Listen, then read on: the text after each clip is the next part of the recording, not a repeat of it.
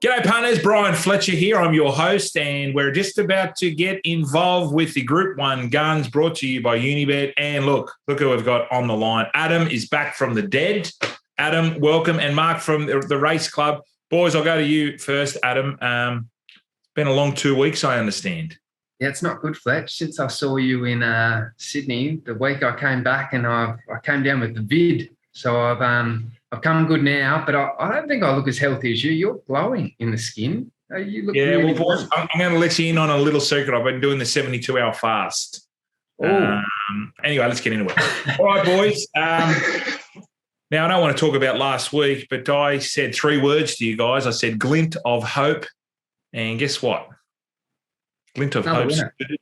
And where does that put me on the ladder, Ads? I don't think the ladder has a rung high enough, Fletch. I think there's no one catching you. No one. Oh, really? No one's catching me? No one.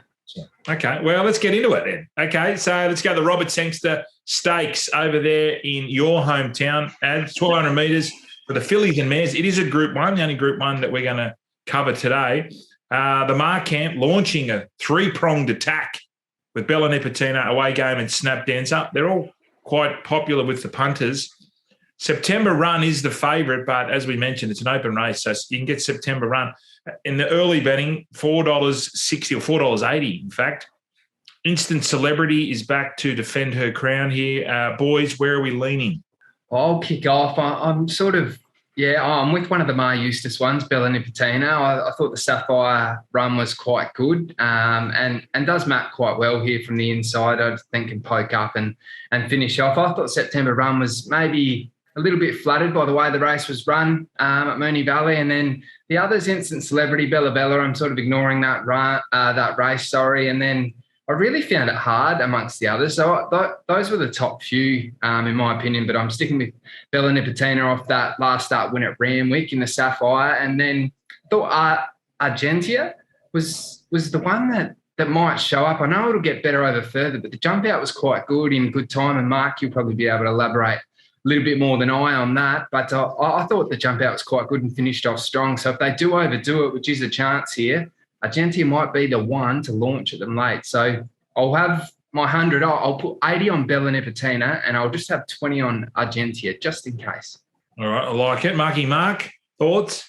We'll certainly respect Argentia. She's got some real upside to her. She's still quite untapped. I query whether she's sharp enough at 1,200, but I take Adam's point. Fresh, she might just do that. She did jump out well. I'm with Instant Celebrity though, Fletch, to defend her crown. I thought her fresh run was excellent, and that was on the back of a really neat jump out down the back at Pakenham over this way. I think she's clearly been set for the race. I think there's good pressure in the race. I'm looking for something to be strong late. She was dominant last year. I do think this is a harder edition than last year, to be fair, but she was dominant last year, and I just think she's over the odds, Fletch. I think she's double figures, and I'm happy to have sort of 50 each way on her. I think she's going to run a mighty race.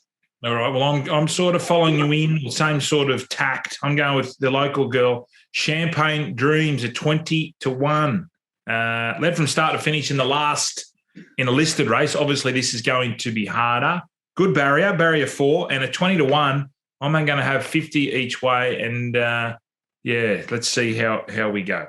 All right, boys, let's go up to Sydney. It's at Gosford. Look, it's not a Group 1, but it's still $500,000 up for grabs. This is Peter Volandis again, just putting on these races. It is quite remarkable for 3 and 4-year-olds. A lot of prize money. All right, Diamil heads an open market. The Price Kent train. That's our gang. Our Playboy will be looking to crash the party after the impressive run last week at Randwick in that slop. Adam, what are you thinking? Where's your 100 going? Well, like I said, Volandis has done well here. Put on $500,000 for a midway, basically. Like there's not a heck of a lot in it, and I did find it hard to pull apart. So I've gone with the best setup horse, and I think that's Rustic Steel. And although he hasn't seen the mile before, I think has shaped as if it would suit. And a little tighten up trial between runs was quite good. It was soft, but just enough to tick over. And I like the blinkers coming off. And there's not a lot of pressure I've got on paper. So Rustic Steel should slide up and probably sit either outside leader or 1-1. I can't get it any worse than that. And I just think at the weights, I'm pretty comfortable. It's double figure odds. So 50 each way, rustic steel in what's a pretty open race. Yeah, and they're expecting a track upgrade. So we haven't, the weather report is saying that we're going to have 3 days of no rain. So that might help the track. Marky Mark, what's your thoughts? Yeah, I agree with Adam. There doesn't look a lot of pressure in the race. Certainly don't expect a hectic tempo for a race with $500,000. Old Flame's been buzzing around down here for the Snowden Camp and gone with two really good runs. Kind of get the feeling they may have actually targeted this race, whereas many others it's an afterthought. Blinker's on. He's got to run the mile, but I think he can.